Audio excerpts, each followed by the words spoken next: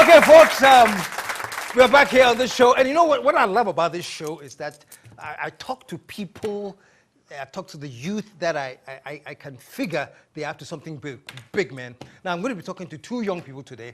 One of them is called Joanita Addo. She graduated Central University 2013. And in this world, when you're looking for opportunity and you don't find it, what do? You create one. And she has created an opportunity and is using that opportunity to give others an opportunity to learn. And I love her for that. After that, we'll be talking to this young guy that they call 12 Fingers, because he plays the piano like Mozart. You won't believe it. But before then, we're going to welcome, put your hands together, let's welcome Joanita Addo. There we go. There, back, there. All right. Thank you. How are you doing? Fine, thank you. Fantastic. And welcome to the show. We're going to pause for a commercial break, and when we come back, the show will begin. Stick around, folks. We'll be right back. Stay tuned. Your swagalicious sugar daddy will be right back. The KSM Show.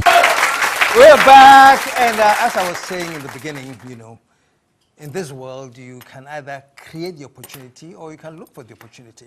She graduated in 2013. And so tell me the story, because you graduated and... Okay, so I graduated in 2013, finished my service in 2014. I was not retained by the company I did my service in. I came home looking for a job, very, very stressful. And then I realized that a lot of my mates and even people before me were also home, not getting employment. And then I had an idea one dawn. Why don't you just gather people, start teaching them a trade so that they can start earning income on their own? People like yourself who are unemployed, they are in the house not doing anything, but they have the knowledge and they have the ability to learn. Then start teaching them a trade so that they can start working on their own instead of sitting at home not doing anything, sending CVs from company to company. So you had gone through that whole process, job hunting, sending CVs, and nothing was panning out. Yes. So you decided, well, let me help people with the trade. Yes. So they can all, yeah. And what trade did you pick? Okay. So in picking the trade, because I was looking at people who are unemployed, I knew they would not really have capital, a lot of capital to start with. So I decided to pick trade that is not capital intensive. So I started with beading. I started to teach people in beading. We teach people in fascinators, millinery. And then So you knew beading already? Funny enough, I didn't know any of the things. Really? But I had a friend who does it.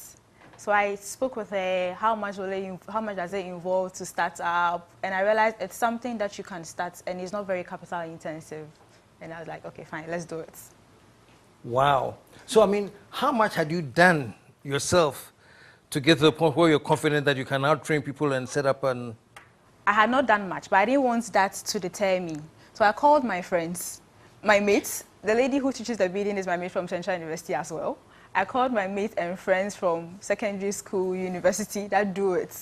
And I told them, come on board, let's do this. Let's get people. A lot of our mates are home not doing anything. So let's get people and let's start teaching them. And that was just it. Wow. And so you gathered people, you started teaching them. Yes. And now what? They are now making beads and selling, or they're also teaching others? What's their success story?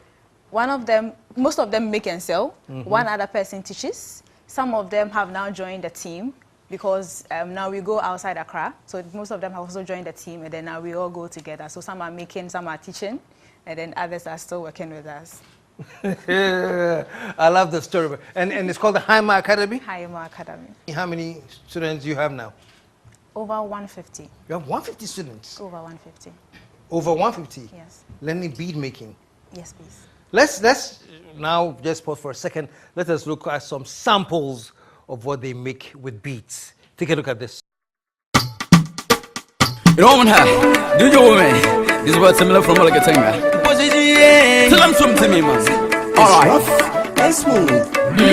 Sister open me ana. Walanka sound on me ana. Sister open me ana. Walanka sound on me ana.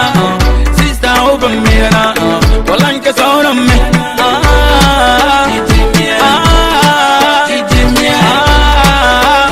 That's why I'm singing.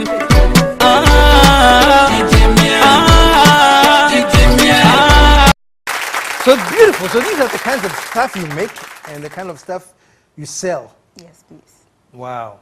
In terms of, do you have like figures on like how much you sell on a monthly basis or daily, or how are you keeping track of how much money this thing is? So what I do is I also consulted another friend who did accounting, and he keeps the basis. So I would say we sell about, roughly about 50 pieces or so in a month. Wow. Roughly. Wow. Which one them goes fast? The beading. The beading goes very fast. Wow. The beading goes very fast. Wow. But that's interesting, you know, because what you did was basically, you didn't know that much about this beading that you want to get into, but you assembled a team that could do it. Yeah. So have you learned it yourself now? I have the basics. You have the basics. So what, you are the founder or the headmistress or the CEO of the company? What are you at the HYMA Academy? I basically do a lot of background and thinking ahead, thinking of what we should do, and then we come together, and then I say, okay, this is what I think we should do. Do you think it's possible? Then we go ahead. I like to be the background person, and then they go ahead and do the work. And what has been the most innovative thing that you think has come out of HYMA? The most innovative thing was retraining people at Physically Challenged Foundation at Offenso.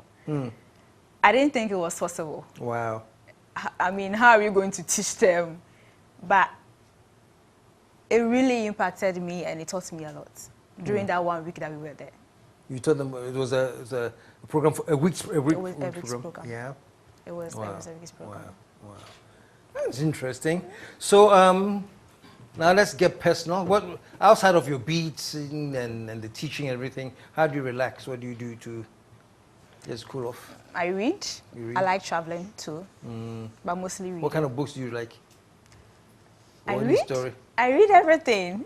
I read everything as long as it's interesting. Now I read a lot about business because Okay. I realize I find myself in business and I need to learn more. So I read. What have you learned about business recently that is really striking? It's tough, and you have to be tougher. It's tough, but you have to be tougher. Yeah. What has been your most difficult challenge? Most difficult.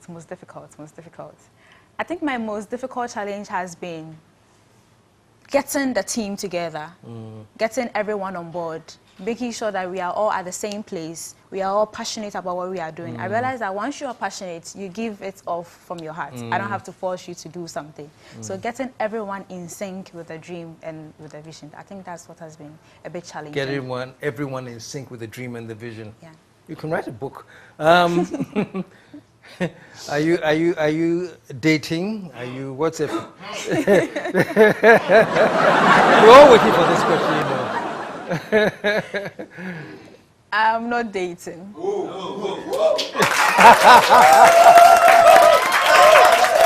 Are you looking? I think so. I'm not sure. Well, you know, these are some hungry cameramen of mine, you know, my crew, so you can do some location scouting and let me know. But no, go ahead. What are you going to say? I'll do that. You do that. Show some love, man.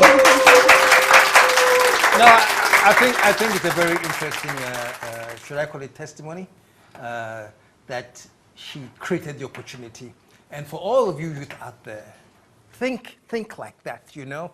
There's stuff out there, as difficult as it is, as tough as it is, and it's not easy.